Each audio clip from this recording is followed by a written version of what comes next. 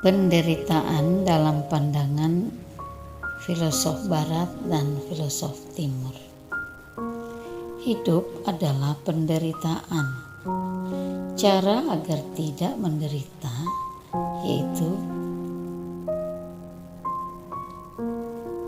dengan menemukan makna di setiap penderitaan. To love in survive, to survive in survive. Some meaning is the surviving. Menurut filosofi Barat bahwa penderitaan itu adalah tantangan. Di Barat, cirinya penderitaan dijadikan sebagai tantangan agar bisa lebih berkembang. Misalnya Arthur Schopenhauer. Menurut Arthur bahwa dunia itu sebagai keinginan dan ide. Hidup ini digerakkan oleh keinginan kita. Tetapi sayangnya sebagian besar keinginan kita tidak terpenuhi. Akhirnya menghasilkan kekecewaan, kesedihan, dan penderitaan. Ternyata manusia pada hakikatnya hidupnya adalah menginginkan sesuatu. Namun tidak semua keinginannya terpenuhi. Nah, ini berarti bahwa memang hidup itu sulit atau menderita. Kalau gitu, apa gunanya kita hidup? Apa kita bunuh diri aja? Menurut Schopenhauer, jangan dikira bunuh diri itu bebas dari penderitaan atau bebas dari keinginan. Justru bunuh diri itu bila kita terjebak di dalam keinginan yang lain, yaitu keinginan untuk mati dan keinginan untuk tidak punya masalah. Bisa-bisa kita tertipu ingin mengakhiri hidup karena tidak mau menderita, tapi malah terjebak oleh penderitaan yang baru atau kesulitan yang baru. Harusnya bukan mengakhiri hidup, tetapi mengontrol keinginan.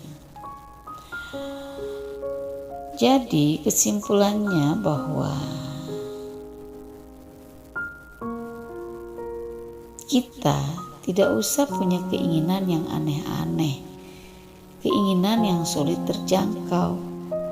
Jadi keinginan itu harus dikendalikan agar kita tidak kecewa. Hidup ini menderita, tapi ada jalan keluar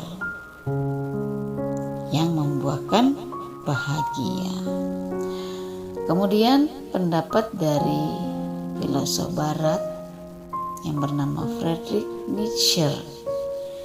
Lain lagi menurut Friedrich, yaitu bahwa hidup adalah penderitaan.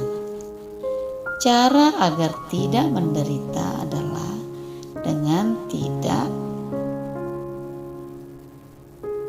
dengan menemukan makna di setiap penderitaan. Misalnya orang putus cinta diberi makna, jangan dibilang putus cinta, tetapi sedang diselamatkan dari pacarnya yang tidak beres. Alhamdulillah, lebih baik lepas sekarang atau lebih baik pisah sekarang daripada ke depan lagi setelah menikah baru pisah. Tentu akan lebih parah. Contoh lagi, mahasiswa yang tidak lulus. Jangan diberi makna tidak lulus. Kita beri makna bahwa siswa itu masih diberi perpanjangan kesempatan untuk belajar lebih lama lagi, atau kita bisa namakan give some meaning. Misalnya lagi ada orang marah atau membentak kita. Nah, kita beri makna bahwa orang marah itu atau membentak itu sesungguhnya sebagai peringatan kepedulian atau simbol kasih sayang yang membuat bahagia. Lain lagi dengan tips dari Friedrich, yaitu untuk mencapai will to power atau keinginan untuk menang atau menghasilkan, lebih produktif menyingkirkan sikap yang lemah, membuang rasa ingin dikasihani. Jadi menurut Friedrich Nietzsche, kita mengiyakan saja, diiyakan saja bahwa hidup itu memang harus menderita. Terima dulu walaupun membuat menderita. Itu jika bahasanya dinamakan Yaseken.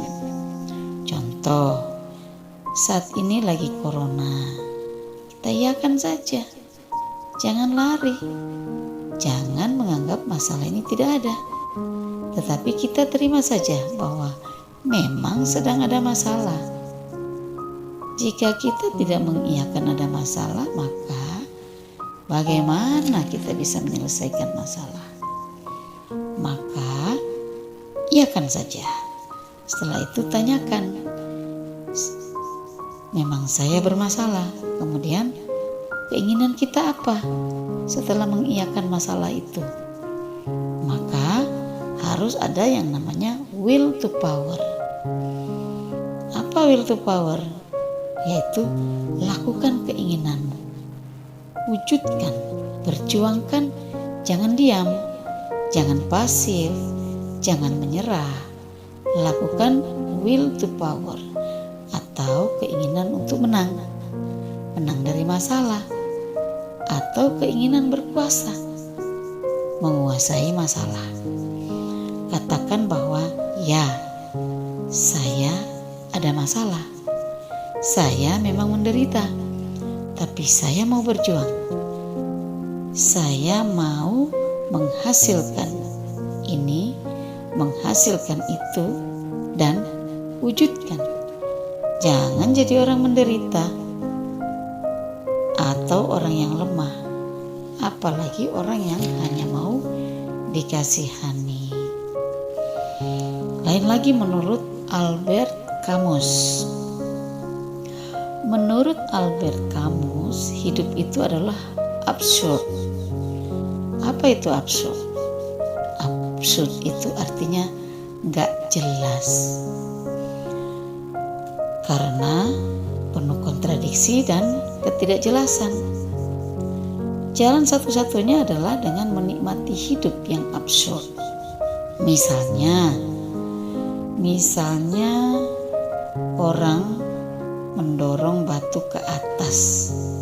Setelah didorong ke atas, kemudian menggelinding sampai ke bawah. Setelah itu didorong lagi ke atas. Setelah itu menggelinding lagi, dan seterusnya dan seterusnya. Sepertinya orang yang tidak punya kerjaan. Yang penting adalah jangan menjadikan sesuatu yang sepele jadi besar, atau yang besar jadi sepele.